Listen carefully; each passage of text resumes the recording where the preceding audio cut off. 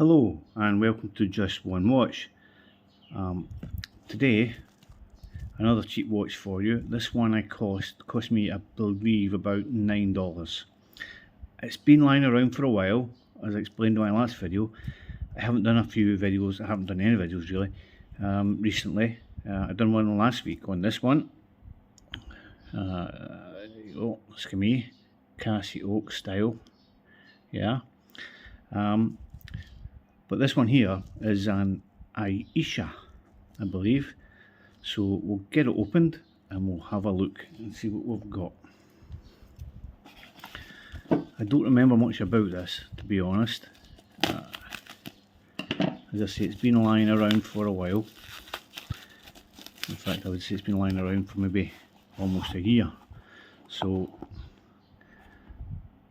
and I looked at where I bought it from Lazada, but I've since had issues with the Lazada account, and I had to change the account, so I've got no details on it whatsoever. So this is a surprise, as much for me as for you.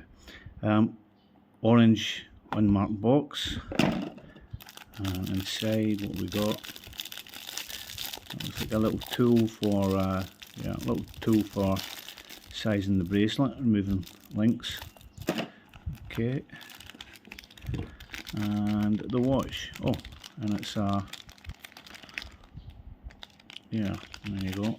It feels quite heavy, I'll be honest with you. It feels quite heavy. Plastic wrap, more plastic wrap, and inside, what do we have?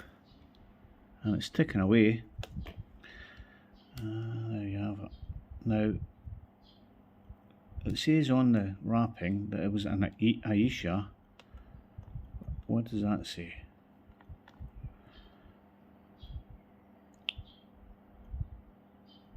Comudir? Oh, I need to try and find out what that says. There's some plastic on the face as well, I think, here. Where is there? Definitely plastic on the bracelet. Let me get the plastic off it. Get all the plastic off it. We'll try and figure out what that name is. We'll get the plastic off it, and we'll do the full review on it with the plastic off. First impressions: the watch itself feels quite heavy. The bracelet feels quite slim, and it's not rattly at all, but that could be the plastic. So let me get the plastic off it and we'll see what it looks like. Okay guys, so I have the plastic off it.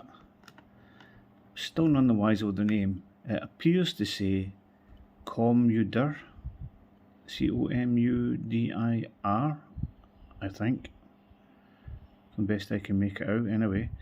As I say, it's a $9 Chinese watch. When I ordered it, the name was Aisha, I believe. So let's get into the watch. Quartz. The face is quite nice. For a $9 watch, the face itself is quite nice. It has a flat glass, as you can see, with the Cyclops at 3 o'clock for the date. Let's see the bezel. The bezel moves. It is not. I mean, it's not terrible. It's not terrible. It sounds good enough, and with that little bit of play, you can line it up. The play's not bad at all, actually. For this price of watch, the play's not bad. I've seen more play in more expensive watches, to be honest. For $9, what you expect? You have the 2 clicks. So the 2 clicks, second click is for your time, and it is hacking. You see the second hand there stopping when I take it out. If I can get the first click. There you go, first click is your date, and there we go. very sensitive, that date one actually. But I mean, it's nice. The Cyclops is well positioned, I would say, and it seems to work. It certainly magnifies the date a little bit. The watch itself is overall for $9, it's okay. You know what I mean? It is shiny. Everyone's shiny. It won't be stainless steel, obviously, at this price. Even on the back here, you have the name, and you have the movement. I don't know if you can see that. You have the movement number. This is water resistance. Sorry, 3 ATM, which means you can wash your hands basically. But yeah, this will be a brass or some alloy case with a coating, yeah, chrome coating. The glass itself will be some hard plastic, Hardlex or something similar. But I mean, it's a nice watch for $9. For $9, it's not bad at all. The bracelet is surprisingly nice. The bracelet's a lot lighter than the watch. The watch is quite heavy, but the bracelet's quite light.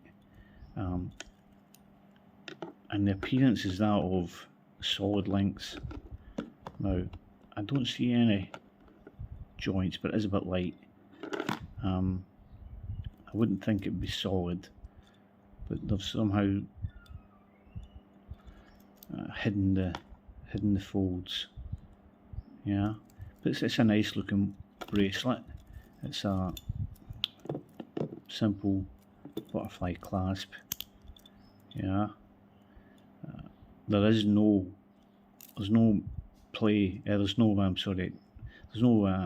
adjustment possible on it, so I'm just going to have to get the links off to fit on as best they can. You've got no adjustment at all on it. Get some sizes for it. Let's do the sizes.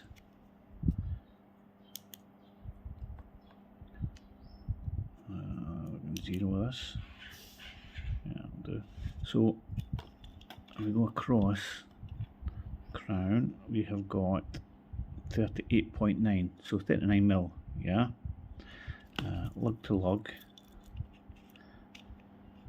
We have got 46.5, yeah, 46.6 I'm getting here, and thickness we have got there 10.8, yeah, so just short of 11mm.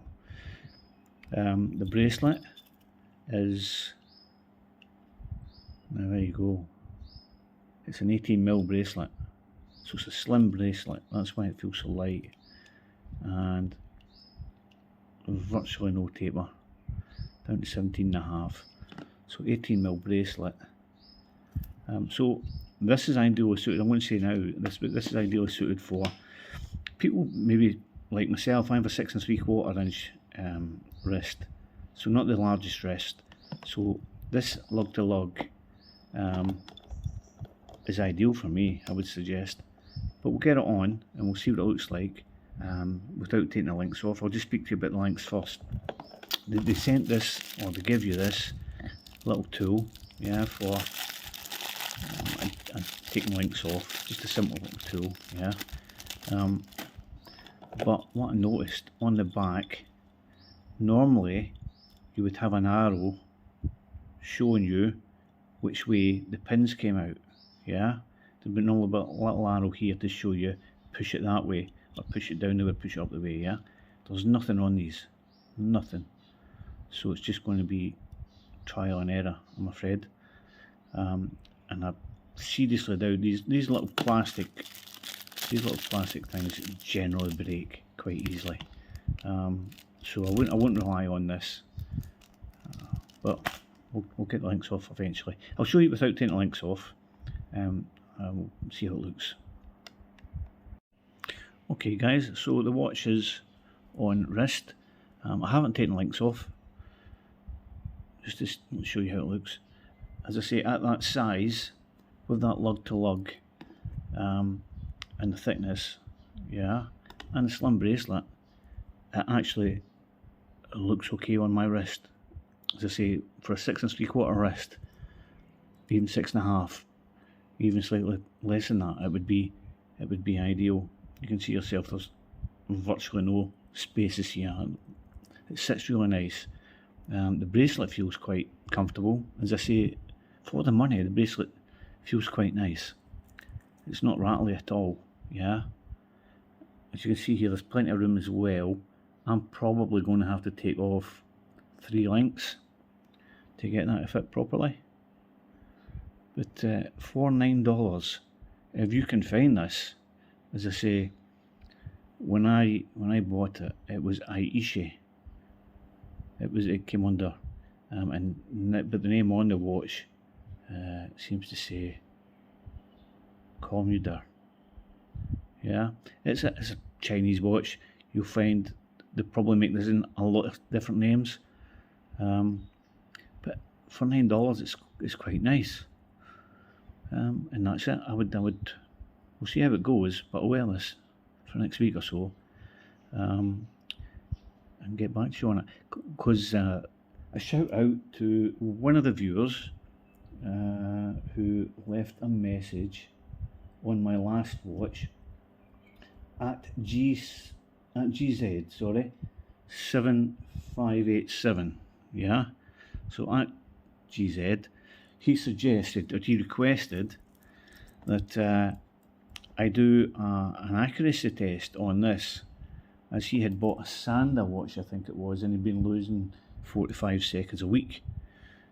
So he asked if I could do an accuracy test on this, the Skimmy Casio, which I'd reviewed in my last episode. So what I'll do is, I'll do an accuracy test, not just on the Skimmy. I'll include this one. I'll include maybe a Casio, another Skimmy, maybe a Ben Nevis, and whatever else I've got lying around up there. Digital, quartz, some digital, some analog, and we'll do a comparison test. I'll maybe do 5 or 6 watches, and I'll let you know over the course of a week how they are for keeping time. But anyway, that's this one. That's the what did we say it was? Comudir. Yeah. Nice watch for $9, I'll be honest. Okay guys, thank you. See you in the next one.